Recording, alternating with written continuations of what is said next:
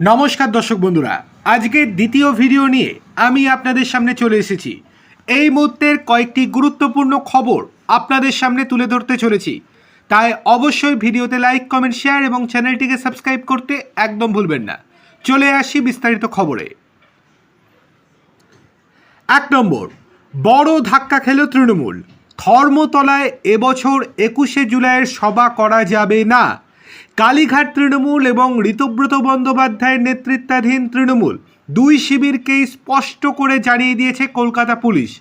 লালবাজারের তরফে জানানো হয়েছে, ধর্মতলার মতো অত্যন্ত ব্যস্ত এলাকায় রাস্তা আটকে কোনো রাজনৈতিক কর্মসূচি আয়োজনের অনুমতি দেওয়া সম্ভব নয়। প্রসঙ্গত, প্রতি বছরের মতো এবারও 21শে জুলাই শহীদ দিবস পালন করতে চেয়ে পুলিশের কাছে অনুমতি চেয়েছিল কালীঘাট তৃণমূল। সঙ্গে জুড়েছিল ঋতব্রত বন্দ্যোপাধ্যায়ের গোষ্ঠীও। ধর্মতলার ভিক্টোরিয়া হাউসের সামনে সভা আয়োজনের আবেদন জানিয়েছিল উভয় পক্ষ, কিন্তু শেষ পর্যন্ত সেই অনুমতি আর মিলল না। এই সিদ্ধান্তকে ঘিরে রাজনৈতিক মহলে জোর চর্চা শুরু হয়েছে, কারণ চলতি বছরে তৃণমূলের অন্দরে তৈরি হওয়া বিভাজনের জেরে 21শে জুলাইকে কেন্দ্র করে শুরু থেকে প্রবল স্নায়ুযুদ্ধ চলছিল। কে কোথায় সভা করবে, কার নিয়ন্ত্রণে থাকবে ঐতিহ্যবাহী কর্মসূচি, তা নিয়ে দীর্ঘদিন ধরেই চাপানুতর চলছিল দুই পক্ষের মধ্যে। গত রবিবার সেই টানাপোড়েন একেবারে প্রকাশ্যে আসে। কালীঘাট তৃণমূলের কয়েকজন নেতা ও কর্মী ভিক্টোরিয়া হাউসের সামনে গিয়ে রীতিমতো ফিতে দিয়ে মাপজোক শুরু করে দেন। সভামঞ্চ কোথায় হবে, কিভাবে কর্মসূচির প্রস্তুতি নেওয়া হবে, তা নিয়েই ব্যস্ত হয়ে পড়েছিলেন তারা। কিন্তু ব্যস্ত রাস্তায় এইভাবে মাপজোক করাকে কেন্দ্র করে যান চলাচলে বিঘ্নের অভিযোগ ঘটে।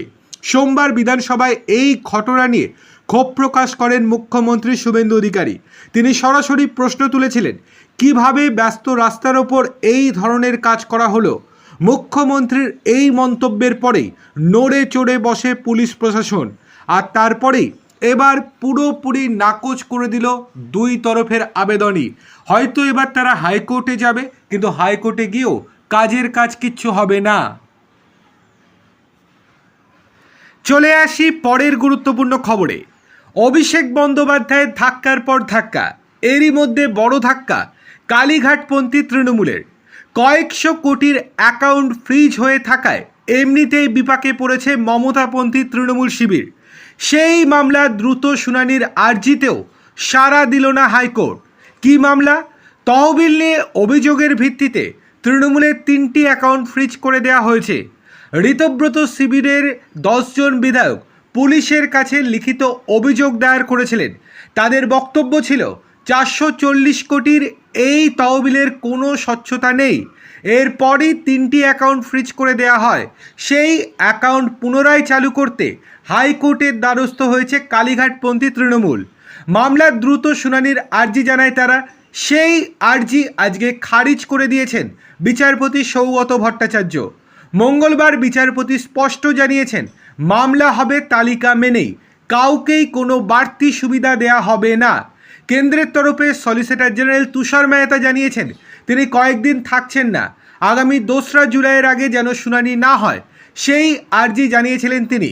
আজ অর্থাৎ মঙ্গলবার কিংবা আগামীকাল অর্থাৎ বুধবার নয়, মামলার শুনানি যেন পরশুর আগে না করা হয়, সেই আবেদন জানানো হয়েছিল। বিদেশ যাত্রার অনুমতি নিয়ে অভিষেক বন্দ্যোপাধ্যায় ধাক্কা খেয়েছেন, আর তারপরে আজকে কেন্দ্রের সলিসিটর জেনারেল তুষার মেহতার আবেদন মেনে নিল হাইকোর্ট। ধাক্কা খেল কালীঘাটপন্থী তৃণমূল।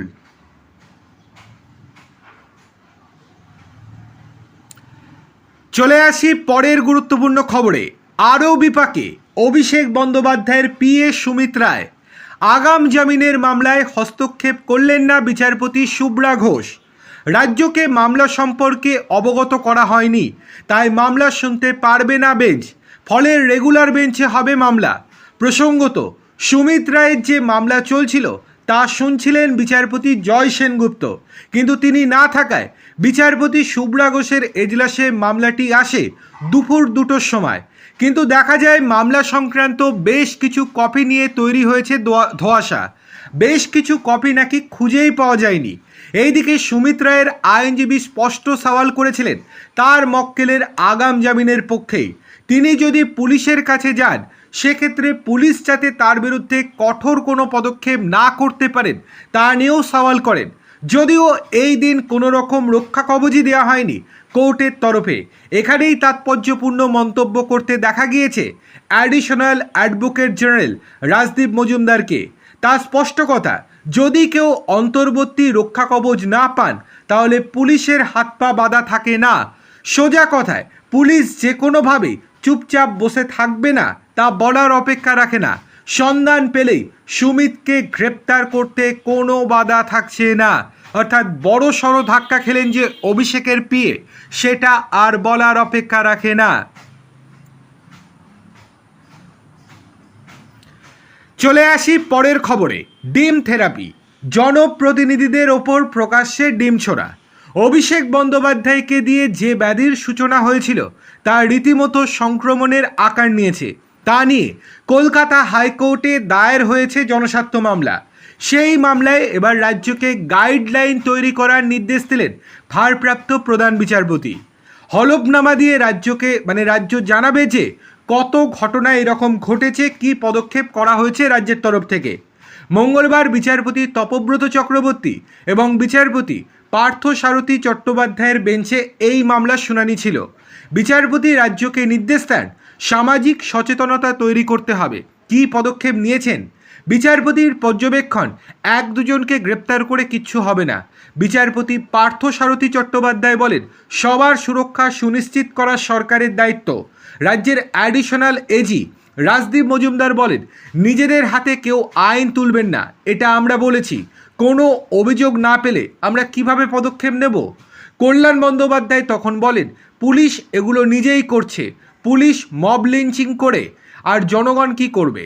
আদালতের কাছে তিনি আর্জি জানান আজই অন্তর্বর্তী নির্দেশ দেওয়া হোক। তিনি বিচারপতির দৃষ্টি আকর্ষণ করেন, বিমানবন্দরের মতো সেন্সিটিভ জায়গাতেও এই আক্রমণ হচ্ছেন। তিনি বলেন, মন্ত্রী বলছেন ডিম ছুড়তে, সরকার কি পদক্ষেপ করছে? এই বক্তব্যের পরিপ্রেক্ষিতে রাজ্যকে হলফনামা জমা দেওয়ার কড়া নির্দেশ দিয়েছে আজকে আদালত।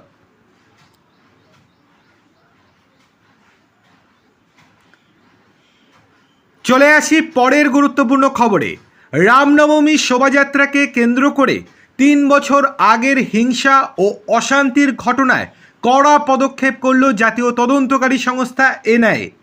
কেন্দ্র তদন্তকারীদের জালে আরামবাগের প্রাক্তন তৃণমূল সাংসদ অপরূপা পোদ্দারের স্বামী তথা স্থানীয় তৃণমূল কাউন্সিলর সাকির আলী মঙ্গলবার দুপুরে হুগলির রিষড়ায় তার বাসভবন থেকে তাকে গ্রেপ্তার করা হয়েছে। শাসক দলের এই হাই প্রোফাইল নেতার গ্রেপ্তারিকে কেন্দ্র করে ইতিমধ্যেই জেলা রাজনীতিতে তীব্র শোরগোল পড়ে গিয়েছে। 2023 সালের রামনবমীর শোভাযাত্রাকে কেন্দ্র করে রণক্ষেত্রের চেহারা নিয়েছিল হুগলির রিষড়া। তৎকালীন বিজেপি নেতা দিলীপ ঘোষ নিজের কর্মসূচি শেষ করে এলাকা ছাড়ার পরপরই আচমকা হিংসার আগুন জ্বলে ওঠে সেখানে। একের পর এক বোমাবাজি এবং অগ্নিসংযোগের ঘটনায় থমকে গিয়েছিল জনজীবন।